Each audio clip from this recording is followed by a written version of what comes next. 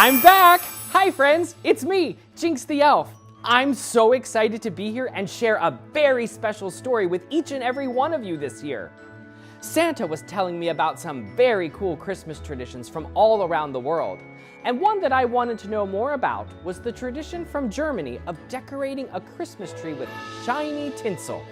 And then I found this story by Shirley Climo, Cobweb Christmas, the Tradition of Tinsel. Once upon a Christmas time, long ago in Germany, there was a little old woman. She was so little, she had to stand on a stool to climb into bed, and so old, she couldn't even count all the Christmases she'd seen. The children in the nearby village called her Tante, which means auntie in German. Tante lived at the edge of a pine forest in a tiny cottage just large enough for her to keep a canary for singing, a cat for purring, and a dog to lie beside the fire. Squeezed up against the cottage was a barn. In it, Tante kept a donkey for riding and a goat for milk and cheese. She had a noisy rooster to wake her in the morning and a speckled hen to lay an egg for her breakfast. With so many animals about, her little cottage wasn't very tidy. But a bit of fur, a few feathers, or a spider web or two didn't bother Tante. Except once a year, when the days got short and the nights grew long, the old lady would nod her head and say, "Time to clean for Christmas." Then Tante shook the quilt, scoured the kettle until it shone. She scrubbed the floor on her hands and knees and stood tiptoe on her stool to sweep the cobwebs from the rafters. "Shoo!" said Tante. She swished her broom and sent every spider and each wisp of web flying out the door. When she'd cleaned her home from corner to corner, the little old woman nodded and said, "Time to fetch Christmas." Tante took an axe from the barn and hung the harness with bells on the donkey. She scrambled onto his back and they trotted into the forest. They circled round and round until the old lady cried, "There!" She pointed to a pine tree no bigger than she was. "That one's just right," she told the donkey.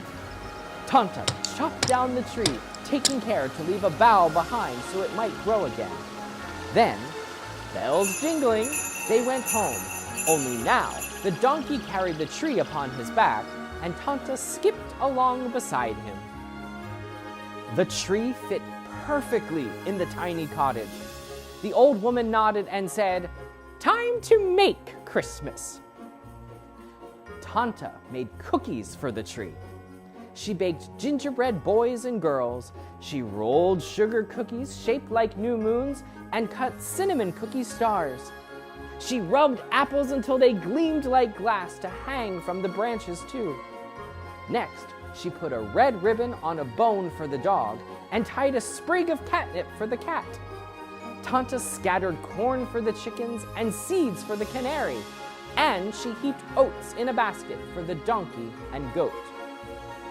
Then the old woman nodded and said, "Time to share Christmas." Each year, Tante invited the village children to come and see her tree. "Tante," they shouted, "it's the most wonderful tree in the world." "Tell me if it tastes as good as it looks," she said. After the children nibbled the apples and the cookies and ate every crumb of gingerbread, they hurried to put their shoes by their doors for Kris Kringle. He was the Christmas visitor who went from house to house tucking gifts into waiting shoes. Then, Tante asked the animals to share Christmas.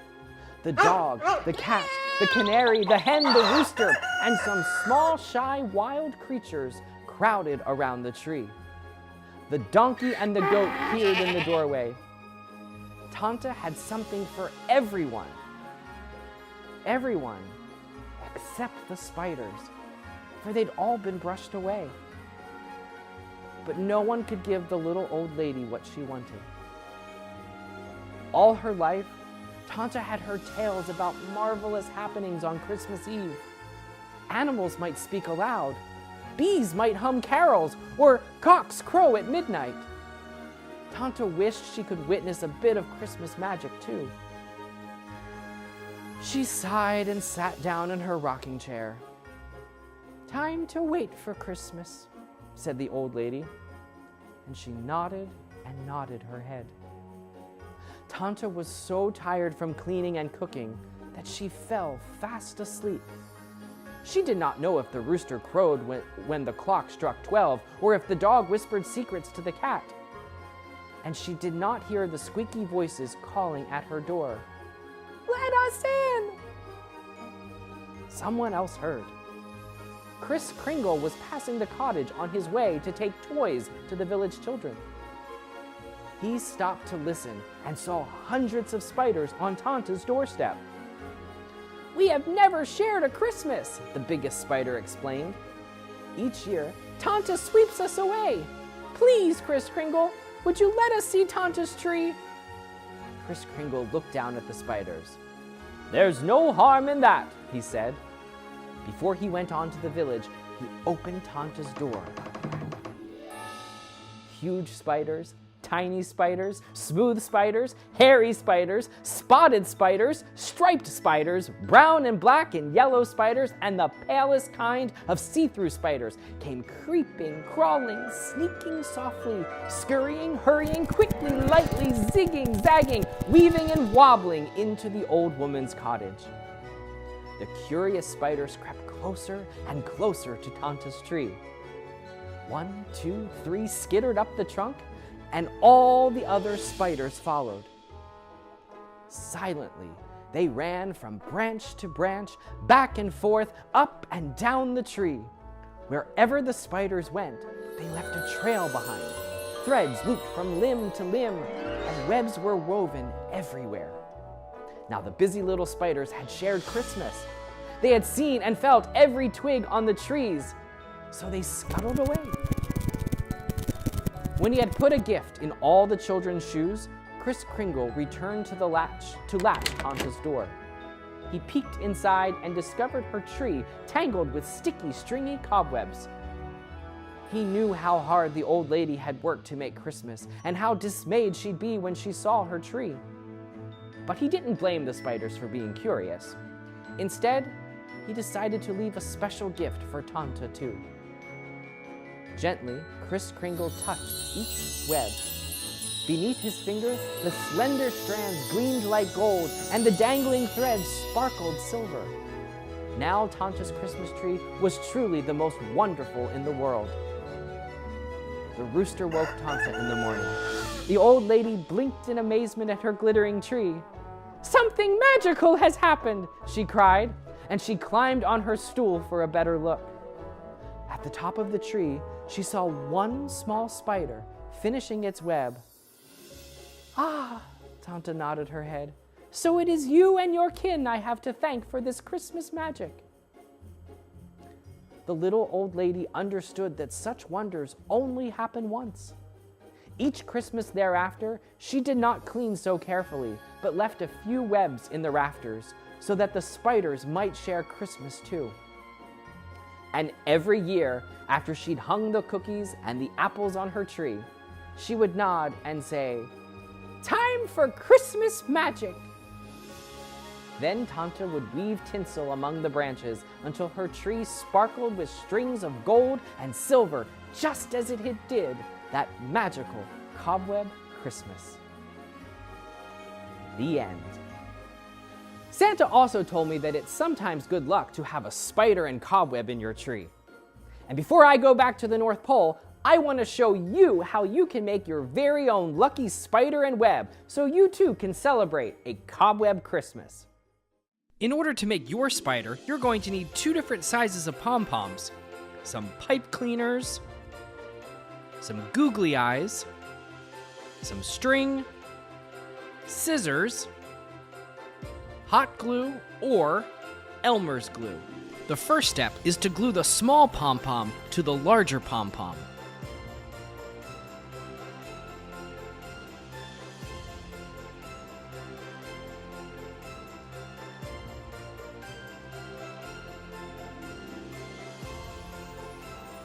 To make the legs for your spider, you'll take a pipe cleaner, fold it in half, and cut it into 2 equal pieces.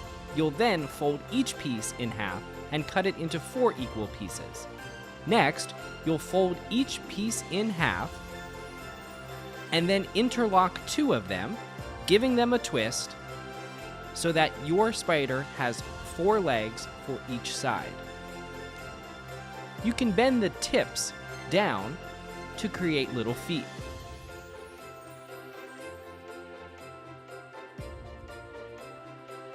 Carefully put some glue on the point where all 4 legs come together and attach it to your spider's body. Be really careful if you're using hot glue. Repeat the same process with the other 4 legs. Here's where you can really have some fun and give your spider a personality. Attach the googly eyes to the small pom-pom.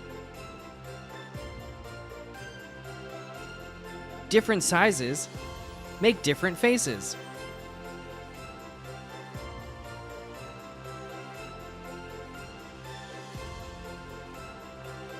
If you want to hang your spider on your tree, cut a piece of string, tie a knot at the bottom, and then glue it to the body of your spider.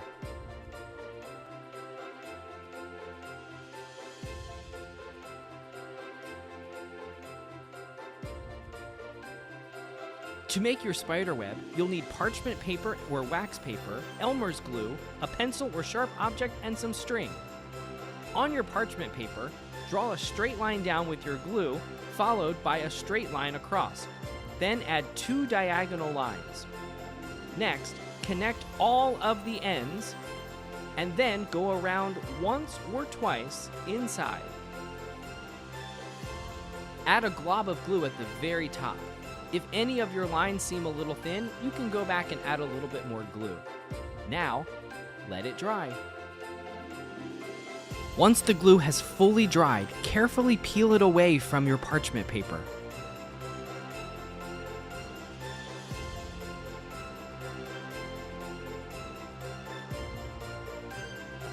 Using a pencil or sharp object, poke a hole through the top of your spider web. Cut some string and put one end through the hole you made at the top of your spider web. Tie both ends in a knot, and then you're ready to hang your spiders and your spider webs on your Christmas tree.